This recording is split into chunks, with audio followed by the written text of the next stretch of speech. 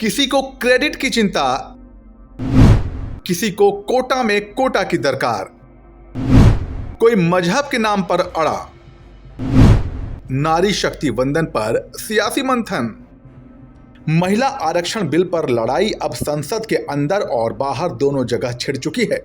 मोदी सरकार पर विपक्ष चढ़ाई कर चुका है। कोई इसलिए खफा है कि महिला आरक्षण के भीतर SC, ST और OBC के लिए आरक्षण क्यों नहीं दिया गया है, तो किसी को इस बात की आशंका है कि मुसलमानों के लिए अलग व्यवस्था क्यों नहीं की गई है। कोई आबादी के हिसाब से आरक्षण का कोटा मांग रहा है, तो किसी को इस बात से परेशानी है कि बिल का क्रेडिट मोदी जी कैसे ले सकते हैं, ये तो उन्हें मिलना चाहिए था। इन सब के बीच महिला आरक्षण बिल एक बार फिर सियासी लड़ाई में उलझता नजर आ रहा है और कुछ लोग ऐसे हैं कि उल्टे सरकार से ही क्रेडिट ना लेने के लिए बोल रहे हैं। लेकिन इस प्रवास और प्रयास में बहुत सी बातें अपने पुराने लोगों ने कर ली है। उसमें से महिला विधेयक है, उसमें इसरो है, बहुत कुछ है। ये देश का कार्य है। सरकार आपकी है, कल किसी की और थी और आने वाले दिनों में और किसी की सरकार होगी। अगर आप महिलाओं की बात करते हो तो श्रेयवाद की लड़ाई क्यों कर? आपने बिल लाया है, आपने बिल पेश किया है, आपने साहस दिखाया है, आपके साहस का मैं हम सराहना करते हैं। सोनिया की मांग।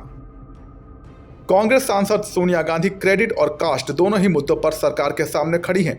एक तरफ तो वो इसे मोदी सरकार का नहीं बल्कि उनके पति राजीव गांधी का लाया हुआ बिल बता रही हैं, तो दूसरी तरफ SC, ST और OBC के लिए कोटे के अंदर कोटा भी मांग रही हैं।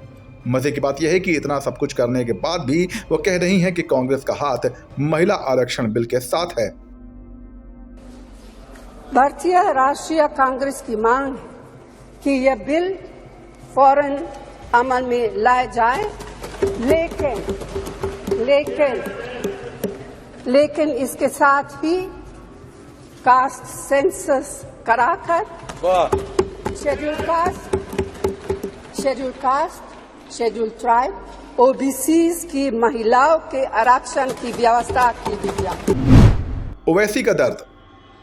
उधर AIMIM प्रमुख असदुद्दीन ओवैसी इस बात पर भड़के हुए हैं कि अगर समान प्रतिनिधित्व के नाम पर आरक्षण देना ही था तो मुसलमान औरतों के लिए अलग से इंतजाम क्यों नहीं किए गए। जब आप एक कानून बना रहे हैं ताकि उसमें रिप्रेजेंटेशन हो उन लोगों का जिनका रिप्रेजेंटेशन नहीं है, तो आप देख लीजिए कि अब तक 17 लोकसभा के चुनाव भारत में हुए हैं, उसमें से 8,992 MPs मुंतखब हुए हैं, जिसमें से मुसलमान सिर्फ 520 हैं, जो 50% का एक डेफिसिट है। उस 520 में मेरे ख्याल से मुट्ठी भर मुस्लिम खवातीन हैं। तो आप रिप्रेजेंटेशन कहां दे रहे हैं? किसको दे रहे हैं रिप्रेजेंटेशन? जिनका रिप्रेजेंटेशन नहीं उनको रिप्रेजेंटेशन मिलना चाहिए ना। तो इस बिल में सबसे बड़ी खामी यह है कि इसमें OBC महिलाओं को और मुस्लिम महिलाओं के लिए कोई कोटा नहीं रखा गया, इसलिए हम इस बिल के खिलाफ हैं। विरोध और भी हैं। नारी शक्ति वंदन अधिनियम की राह में रोड़े डालने वालों की लिस्ट में कई और नाम भी शामिल हैं। भीम आर्मी चीफ चंद्रशेखर आबादी के अनुपात में आरक्षण के भीतर आरक्षण की बात कह रहे हैं, तो राबड़ी देवी OBC के लिए अलग से आरक्षण का राग अलाप रही हैं। अखिलेश यादव लैंगिक और सामाजिक अनुरूपता की बात कह रहे हैं, तो मायावती का कहना है कि आरक्षण 33 नहीं बल्कि 50% होना चाहिए। यह बात और है कि मांगे न माने जाने की सूरत में भी बसपा इस बिल का लोकसभा में समर्थन करेगी, मगर अन्य दलों ने ऐसा कोई आश्वासन नहीं दिया है।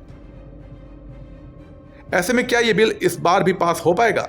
आपको क्या लगता है? हमें कमेंट सेक्शन में लिखकर बताइए और राजनीति की खबरों के लिए बने रहिए जनसत्ता के साथ। नमस्कार।